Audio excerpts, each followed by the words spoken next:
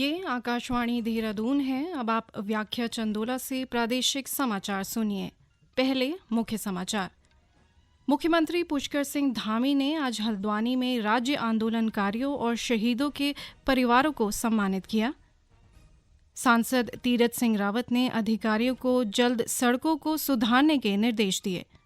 स्वास्थ्य मंत्री धन सिंह रावत ने आज खाद्य सुरक्षा और औषधि प्रशासन उत्तराखंड के विभागीय पोर्टल का लोकार्पण किया और मुख्यमंत्री ने गैरसैंण में लगभग 224 करोड़ रुपए की योजनाओं का लोकार्पण और शिलान्यास किया। देश ने कोविड टीकाकरण अभियान के अंतर्गत 100 करोड़ टीके लगाने का लक्ष्य हासिल कर इतिहास रच दिया है। इस महत्वपूर्ण कार्य में योगदान करने वाले चिकित्सकों, नर्सों और अन्य स्वास्थ्य कर्मियों का आकाशवाणी अभिनंदन करता है। इसके साथ ही हम आपको सतर्क भी करना चाहते हैं कि कोविड अभी समाप्त नहीं हुआ है। आप सभी से हमारी अपील है कि यथाशीघ्र दोनों टीके लगवाएं और अन्य लोगों को भी टीके लगवाने के लिए प्रेरित करें। त्योहारों के समय कृपया इन 3 आसान उपायों का पालन अवश्य करें। मास्क पहनें, 2 गज की सुरक्षित दूरी बनाए रखें, हाथ और चेहरा साफ रखें। कोविड से संबंधित कोई भी जानकारी और मार्गदर्शन के लिए राष्ट्रीय हेल्पलाइन नंबर 011-2397-8046 और 1075 पर संपर्क करें। इसके अलावा प्रदेश हेल्पलाइन नंबर है 104-0135 2722-100 और 2724-506। स्वाधीनता के 75वें वर्ष के उपलक्ष्य में आज़ादी का अमृत महोत्सव के अंतर्गत आकाशवाणी समाचार देहरादून ने स्वाधीनता संग्राम और उसके गौरवशाली इतिहास पर विशेष प्रश्नोत्तरी कार्यक्रम शुरू किया है। इसे प्रत्येक बुधवार और बृहस्पतिवार को शाम 6:30 बजे क्षेत्रीय समाचार में शामिल किया जा रहा है। और अब हमारा आज का प्रश्न है, असहयोग आंदोलन कब शुरू हुआ था? प्रश्न एक बार फिर सुन लें। असहयोग आंदोलन कब शुरू हुआ था? श्रोता अपने उत्तर अमृत महोत्सव क्विज ddn@gmail.com पर ईमेल अथवा मोबाइल नंबर 9837192022 पर व्हाट्सएप या मैसेज के माध्यम से भेज सकते हैं। सबसे पहले सही जवाब देने वाले श्रोता को आकाशवाणी देहरादून की ओर से प्रमाण पत्र दिया जाएगा। अब समाचार विस्तार से। हल्द्वानी में राज्य स्थापना समारोह पर आयोजित एक कार्यक्रम में मुख्यमंत्री पुष्कर सिंह धामी ने शहीदों को श्रद्धांजलि दी और राज्य आंदोलनकारियों व शहीदों के परिवारों को सम्मानित किया। इस मौके पर उन्होंने कुमाऊं के 3297 स्वयं सहायता समूह को चेक वितरित किए। साथ ही आपदा में सराहनीय काम करने वाले सेना की 14 डोगरा बटालियन, NDRF और SDRF के जवानों को भी सम्मानित किया। उन्होंने सरकारी सस्ता गल्ला विक्रेताओं का लाभांश 18 रुपये से बढ़ाकर 50 रुपये किए जाने समेत कई घोषणाएं भी की। सस्ता गल्ला राशन विक्रेता है जिनको 18 रुपये का जो भाड़ा ढुलाई का जो 18 था उसको 50 रुपये हमने प्रति कुंटल कर दिया है। इस अवसर पर मुख्यमंत्री ने रोजगार मेला और मंडल स्तर की विकास प्रदर्शनी का निरीक्षण किया और कहा कि प्रदेश में रोजगार और विकास के लिए सरकार प्रयासरत है और ऐसे आयोजन होते रहने चाहिए। इस मौके पर केंद्रीय रक्षा एवं पर्यटन राज्य मंत्री अजय भट्ट भी मौजूद रहे। सांसद तीरथ सिंह रावत ने आज पौड़ी जिले में जिला विकास समन्वय और निगरानी समिति की बैठक में लोक निर्माण विभाग और प्रधानमंत्री ग्रामीण सड़क योजना के अधिकारियों को जल्द सड़कों को सुधारने के निर्देश दिए। उन्होंने कहा कि विकास कार्यों में किसी भी प्रकार की लापरवाही बर्दाश्त नहीं की जाएगी। लेकिन मैंने कहा कि तत्काल उसकी भरपाई हो, गड्ढे मुक्त हों और सड़कें खुल जाएं, ये मैंने निर्देशित किया है। और बाकी जो काम है अन्य विभागों को भी उनको निर्देशित किया है कि समय पे अपना काम दें और उसमें गुणवत्ता दिखनी चाहिए।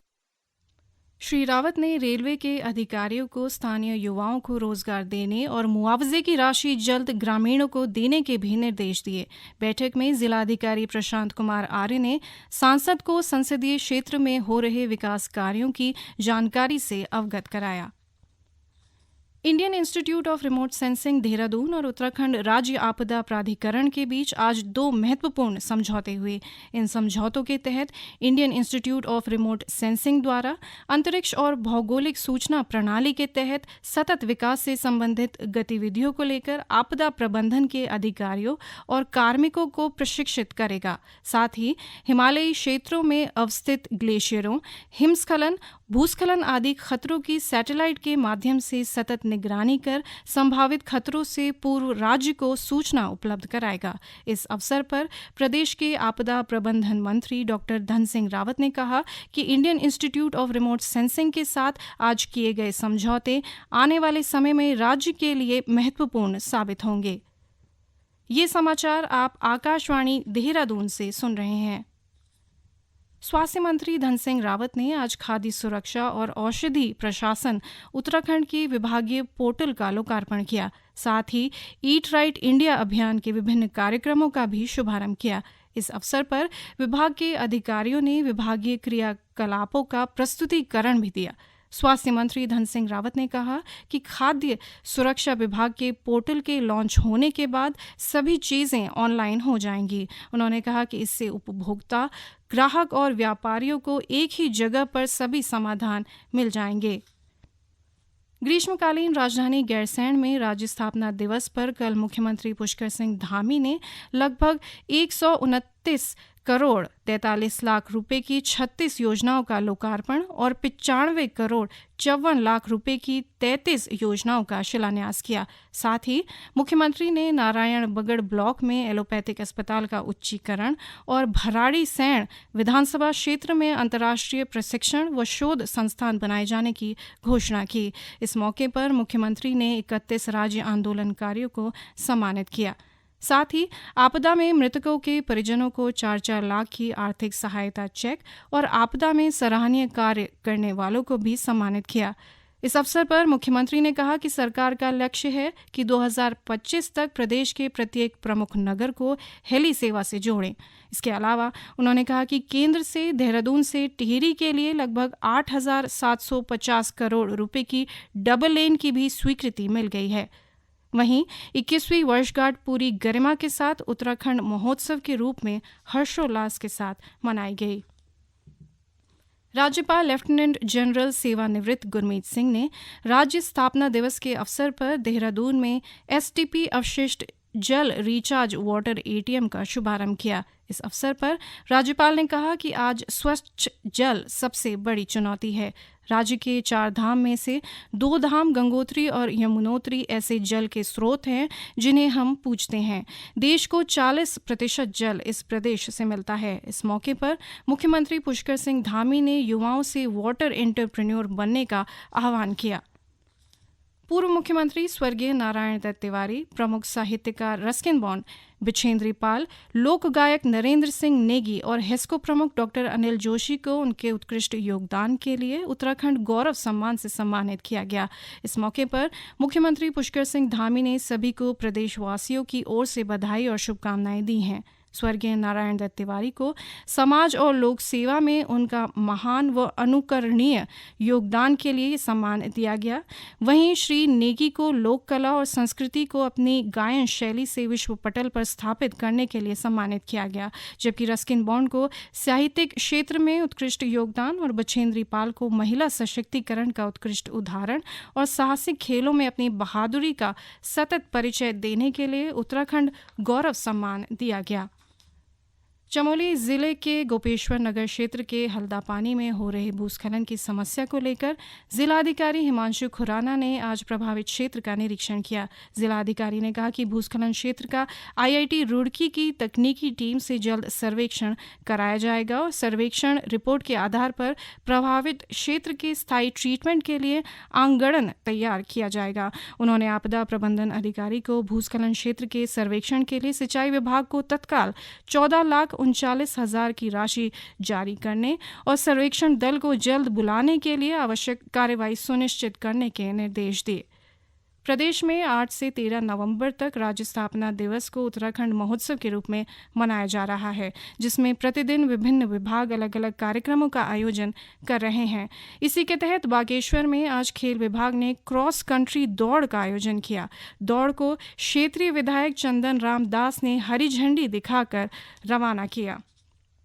गंगोत्री के कपाट बंद होने के बाद धाम के रावल कलश यात्रा को लेकर आज हरिद्वार पहुंचे, जहां उनका स्वागत निरंजनी अखाड़े के सचिव और मां मनसा देवी मंदिर ट्रस्ट के अध्यक्ष रविंद्र पुरी ने किया। इस मौके पर निरंजनी अखाड़े के संतों के अलावा निरंजनी अखाड़े के आचार्य महामंडलेश्वर कैलाश नंद गिरी और शंकराचार्य राजराजेश्वर आश्रम भी मौजूद रहे। मान्यता है कि वैदिक परंपरा के अनुसार गंगोत्री धाम के कपाट बंद होने के बाद गंगोत्री धाम के रावल गंगा जल भरकर कलश को नेपाल के पशुपतिनाथ ले जाया जाता है, जहां भगवान पशुपतिनाथ का इस जल से अभिषेक किया जाता है। अंत में मुख्य समाचार एक बार फिर। मुख्यमंत्री पुष्कर सिंह धामी ने आज हल्द्वानी में राज्य आंदोलनकारियों और शहीदों के परिवारों को सम्मानित किया।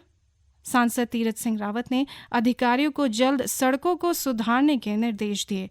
स्वास्थ्य मंत्री धन सिंह रावत ने आज खाद्य सुरक्षा और औषधि प्रशासन उत्तराखंड के विभागीय पोर्टल का लोकार्पण किया और मुख्यमंत्री ने गैरसैंण में लगभग 224 करोड़ रुपए की योजनाओं का लोकार्पण और शिलान्यास किया।